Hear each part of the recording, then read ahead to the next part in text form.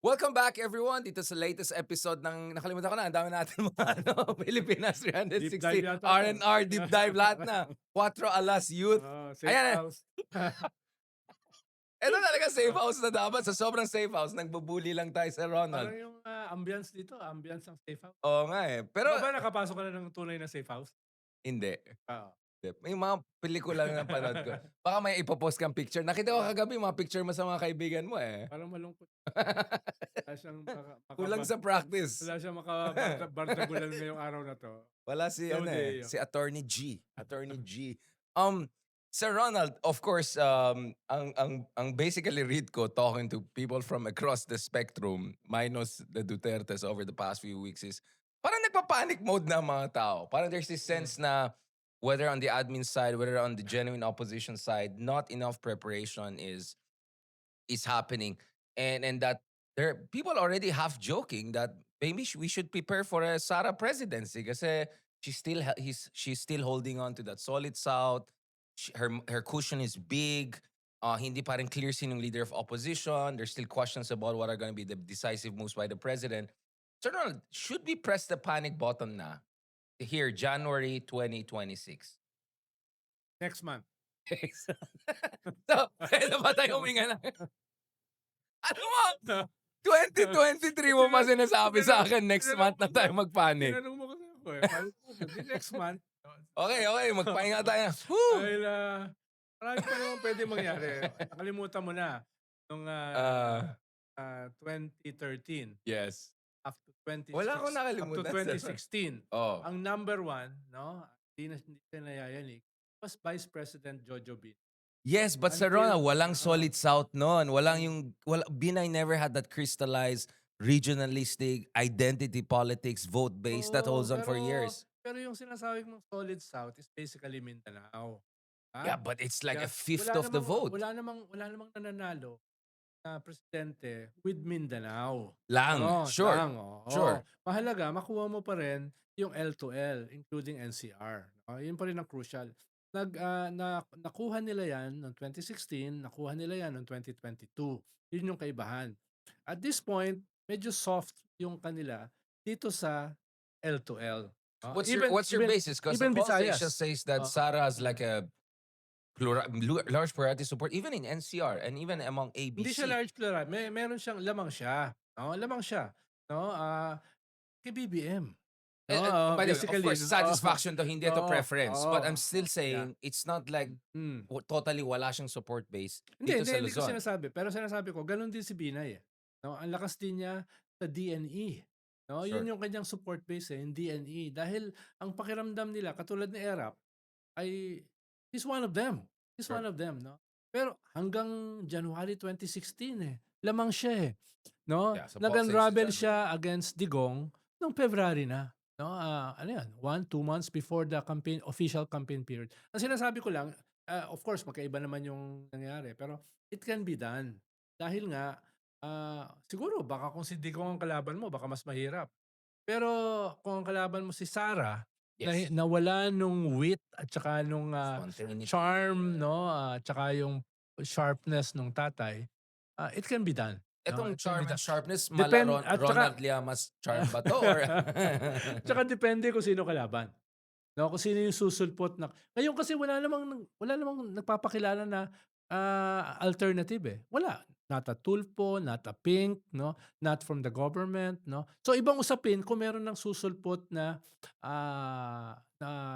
gustong tumakbo laban sa kanya or meron nag-a-unfold na black swan, 'no, na, for lack of a better example, a Miriam Defensor. 'No, na from out of dark nowhere horse? biglang na kunya na perfect storm niya yung not only the political landscape, kung hindi yung mga voting, base like Gen Z at saka millennials. Yun yung Si Carl Llamas, with all kaya next month. yun nga, parang, no, no, no, Oo. if you look at everything will pero Oo. next month, good luck na lang Oo, siya. dahil, meron kang possible impeachment next month. Meron kang possible plunder case next month. May possible ka na pagbubukas ng mga bank accounts next month. May possible na yung major allies niya ay kukunin ng ICC next month, Bato and Bongo. May possibility na yung brother niya makasuhan next month. So ang daming gano'n next month, eh. May Quadcom next month, no, Mm. na bubuksan uli yung investigation sa kanyang pamilya, yung link sa drugs, link sa Pogos, et cetera. So kaya sabi ko, hindi yun na jokingly, half jokingly lang, Okay. no, next month, Okay, no? half joking, so Oo. half panic Wala ka naman sa Oxford next month, 'di ba? So Di half panic na lang siguro yun kasi half joke Oh, din yung do you sinasabi. see me panicking? You were Yeah, tignan mo yeah. yung episode natin nung isang araw, sabi mo yung mga pare, yung mga ano, nagtatanong sinong political Ah, leader. Kasi, sir, honest, like oo. talking to some of the potential presidential balls or people who are contention at least for the vice president or presidency, parang pati sila, I mean, I saw their own conversations with each other, parang sila rin hindi sila clear. Like, for instance, um, if indeed it really takes one-on-one as the best way to beat a Duterte candidate, let's Hmm. say not Sara, let's say Bongo or whoever, then you need some sort of understanding between the progressive opposition and the admin, maybe, right? Hmm. But what kind of understand? Is that an explicit alliance? Is it a hybrid alliance? Is it a kind of a variegated alliance? Like, kunyari, sa solid north, maybe BBM will endorse you. Pero dun sa ibang parts sa country, maybe siguro yung isang candidate medyo more on her own or on Mm. his own. What are you looking at here? Bago ka kasi magkaroon ng one candidate, kailangan yung different, political agrupations have to get their acts together first bago sila makipag-usap to anyone, 'di ba? Halimbawa, the Pinks, tingin ko meron silang prosesong dinadaanan at this point to unite, to fix the dynamics within them, Can you 'no? give us without Ah, betraying confidentiality ah. some idea anong modality? Well, Primaries? halimbawa, their representatives are talking, no?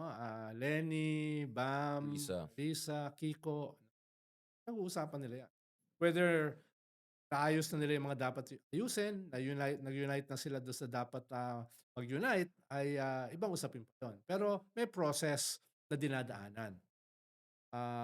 I think the Tulfo family ay nag-uusap din. Ano ba ang kanilang political project sa 2028? No? Ang sigurado ko, si Raffy Tulfo is not running.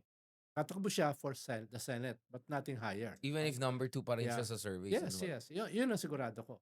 Ngayon, whether yung iba niyang brothers, halimbawa Erwin Tulfo, is willing to run for a higher position dahil kahit naman siya matalo, ay senador pa rin siya, that's a possibility. No?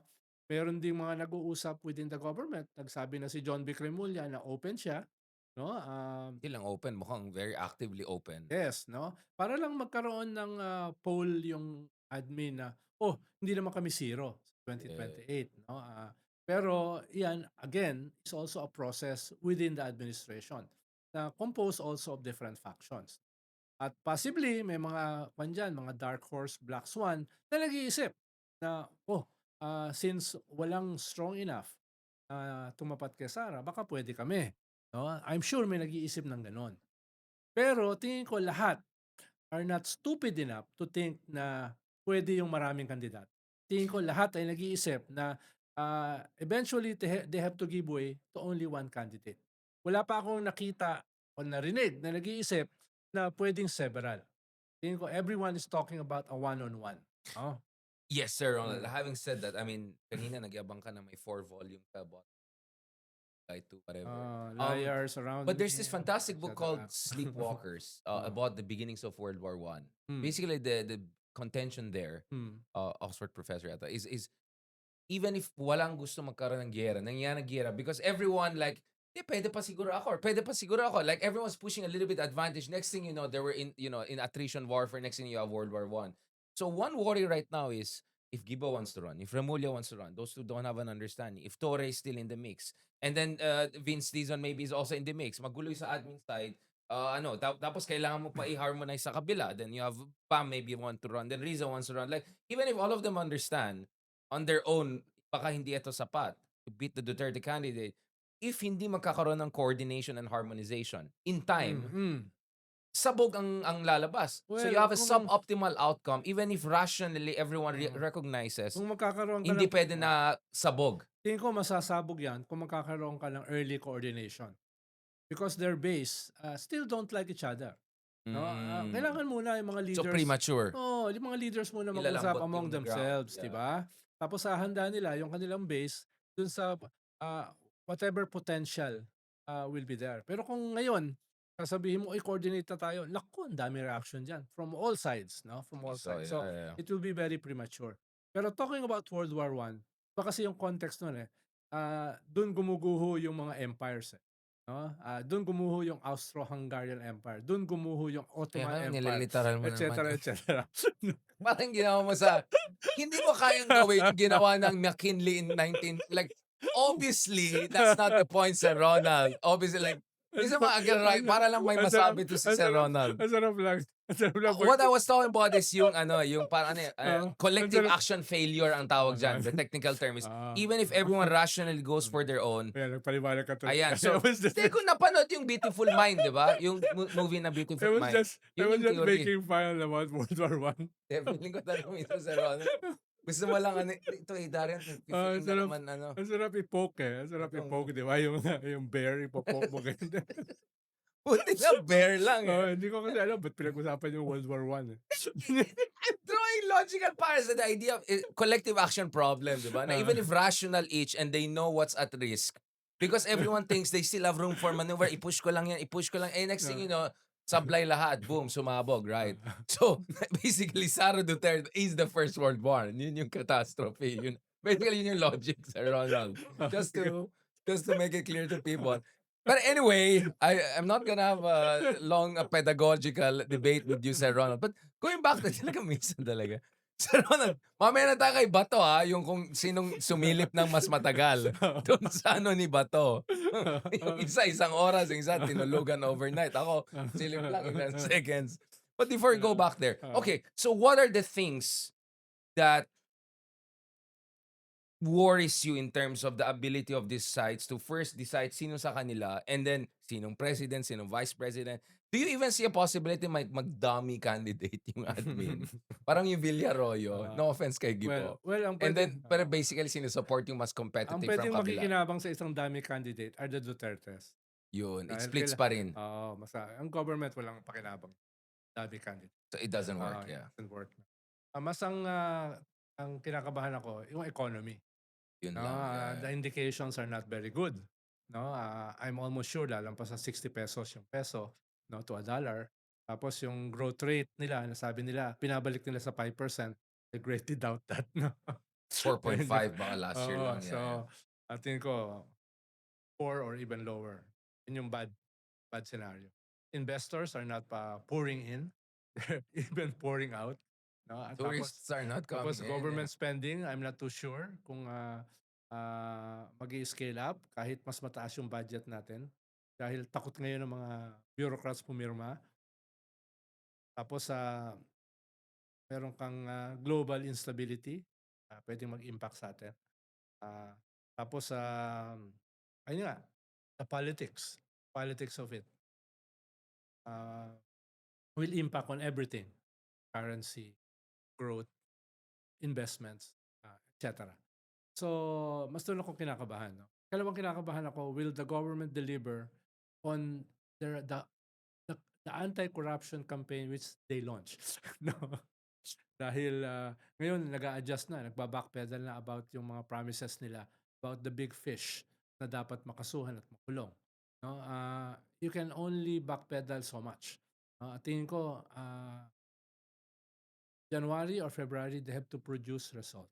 Alam daw ni Aimee Hindi pa nga alam ni Remulla. Alam ni Aimee sinong nasa listahan. Yes. Hindi, may listahan Meron kang 67, 87 na ni Dizon, yung kay Vince Dizon. nakasuhan. Hindi naman yun pinulot sa ere. Ex Sabi, nihilo, meron naman yung konting rigor. No?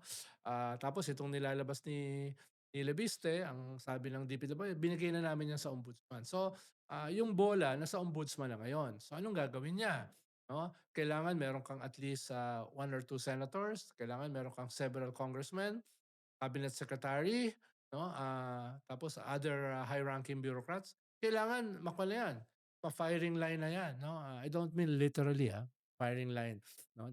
Dapat You sure you don't mean it no. literally? Minsan I worry you mean things I'm literally. very peaceful, very constitutional, no, very legal, no. Hindi yun ang mga ganun, pictures no? na nakita ko sa mga post mo. Hindi, black propaganda. So, yun ang dapat gawin. Immediately, kung sinabi ni Aimee na 15, at the very least before the next nationwide massive rally Sa February. sa EDSA from February 22 to 25. Dahil kung hindi, marami na namang sasakay dyan. No? Hindi lang yung main forces at play. So, that will be a defining moment, yung end of February. Kung wala na ma-deliver. Tapos within the objective condition ng economy. Yan yung, doon ako kinakabahan. So Ah, you're looking at the perfect storm potentially here, Sir Ronald? there's always the possibility of a perfect storm. Pero wag din natin kalimutan na si Gloria Macapagal Arroyo unraveled to a negative 56. And there were at least 3 coup attempts against her. But he survived for 9 years. No? Pero So, medyo zombie oo, zombie so, president. although wala na siyang endorsement power, Yeah. no? At the end of her term. Pero ang sinasabi ko lang ay yung sinasabi nila na, uy, pag negative ang approval rating mo, Tapos ng guguho ka na. laban, No? oo. Not necessarily. No, walang kaya mag-compete kay So you GMA. don't see a potential implosion of the coalition of the president in the Congress or something like Tingin that? ko yung mga variables na pwedeng gawin yon ay medyo mitigated at this point. Halimbawa, Well, Sandra is there in the Congress, so Yeah. it helps always. hindi yun. Mas Iglesia ni Cristo as the motive force of the opposition. Right. The main vanguard in their attacks ay parang for now no ay tame. Appeased, yeah. No? Ikalawa, yung Catholic Church na ayaw to throw the baby with the bathwater, which means only meant na ayaw nila na lumabas sa constitutional parameters. Extra constitution. That will be sustained until 2028. No? Yung pagtayo ng military sa konstitusyon at ayaw nila na magkaroon ng disruption na makikinabang ang China. Or a Ito, pro-China candidate moving up. yan ay Yeah. magpapatuloy. Yeah. So yung tatlong important variables para mag-implode yung gobyerno ay for now mitigated. For now, no? Kaya the battle will be 2026, not 2027. Dahil kung mag-survive ang gobyerno sa 2026, wala itong tatlong variables na ito. Then 2027, election fever, Fever na, okay na. Election fever, Yeah, okay yeah. na sila dyan. So, Yeah. 2026 will be a defining year para sa gobyerno at para sa mga magtutunggali sa 2028. Hindi ba guguho si Sara? Or at least magkaroon ng chinks in her armor Yeah. itong taong ito? Meron bang susulpot at least indicatively na potentially pwedeng labanan si Sara either from the Pinks, from the government, from the independents, or from a Black Swan candidate? Makikita natin lahat yan sa 2026, not sa 2027. So, I like your concept of political time. Yeah, That's yeah. very important. And the zeitgeist, no? And in the next short episode, we'll discuss parang one by one, if Ettore, Erisa, different combinations. Because I think we should do more of that. In fact, I think on the record, I even asked some of the survey agencies if they can have lists na if Lenny doesn't want to really run or if potentially Lenny will not be in the race, tingnan natin what will happen to the numbers of Bam, Risa, or Yes, Torre. yes, Kasi that could yes. show a very different dynamic. Eh. Yeah. And if even potentially remove Rafi, it could also dramatically change the numbers there. Yeah. Because as of now, yung tatlo pa rin ang holding the chunk. So it's like not giving... so we'll discuss that in the next episode. But before we go there, Sir Ronald, Ang sinasabi ko lang, Yeah. 2026 will be an early 2028. No? Yung iba kasi nag-iisip, uy, without the election fever fully on yet. Yes. Iba kasi nag-iisip Yeah. na like in previous elections, no? Parang business as usual. Anong ibig sabihin ko ng business as Yeah. usual? Iniisip nila na, wag ka munang magpakilala ngayon dahil baka gulpihin ka ng lahat, Oo. no? So magpakilala ka Don't beat the later tall na lang sa grass. 2027. Wag ka munang magpakilala ngayon dahil nga kailangan mong i-sustain yan ng maraming resources, etc. Iba ngayon eh. Iba itong Yeah. 2026. Katulad ng iba yung 2025. Baka hindi na na-realize yun.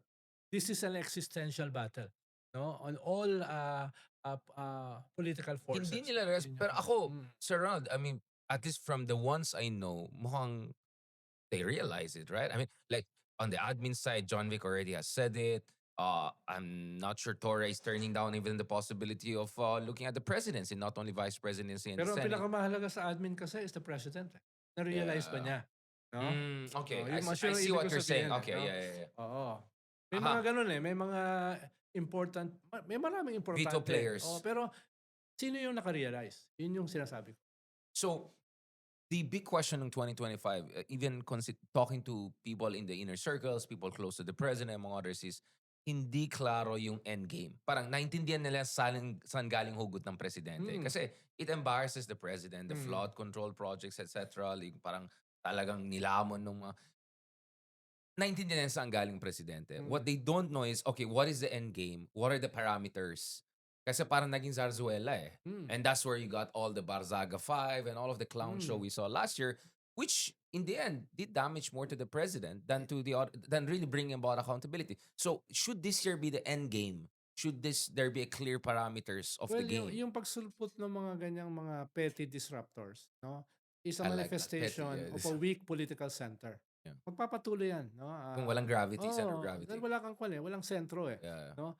Yung mga yan could have been nipped in the bud eh, Yeah. no? If you have a strong political center. Dahil wala yon, nagsusulputan na out of the woodwork. Tingin ko magpapatuloy yan, Well, no? most of them are in the Congress, and that's after Martin Romualdez stepped down. So, Yes, pero could you meron say that had Martin stayed, maybe hindi mangyari itong mga ano na to? well, depende dahil kahit naman nung panahon ni Speaker Martin ay hindi naman gano'n kaklaro yung political center eh. What you saw were different factions. No? Sometimes supporting each other, sometimes fighting each other, pero you still had a weak political center even then. At yung political center na yan, Lumala ngayon, lalong lalo humina. humihina, Yeah, no? yeah, yeah. Kaya nagsusulputan yung mga ganyan na dapat hindi na From patulan the pero woodworks. nagkakaroon ng traction dahil nga hindi na nip in the bud. Well, at Oh, least hindi natin pinatulan mga yan sa mm. platforms natin. Kasi mga ba't hindi mo interview si Meow Meow or si ganyan ganyan or si... Hindi, sabi ko, may Ronald Llamas na ako. Hindi, Meron na akong disruptor, hindi ko na yun kailangan. yung problema, may mga pumapatol sa atin. Ayun ang Oh, yeah, problema. yeah, Yun nga, yeah. medyo, hindi lang, hindi lang once, three times. Oo. Kanina may tinatag na naman sa akin na hinahamon-hamon pala tayo, Sir Ronald. Yeah, Ibang yeah. klase talaga. Wala daw papatol sa'yo, Sir Ronald. Wala daw papatol sa atin.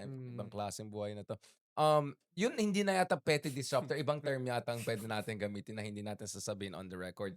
But going back to this, Sir, to wrap up this episode, because the next episode I want to really go more granular on what could really a Sara presidency mean for people to understand what are the stakes here. Kasi may mga ibang tao, baka naman kung Sara Duterte, maybe not as bad. Maybe she's not like her dad. You know, like, you're already hearing those kind of a preemptive parang adaptation. Yung iba naman, kamusta ang exile witness protection program? Ganun na yung ano eh. Ah. So I'm getting worried. Like, whoa, wait. I think people don't pwede mo understand. bang bigyan ng hint kung who are these idiots?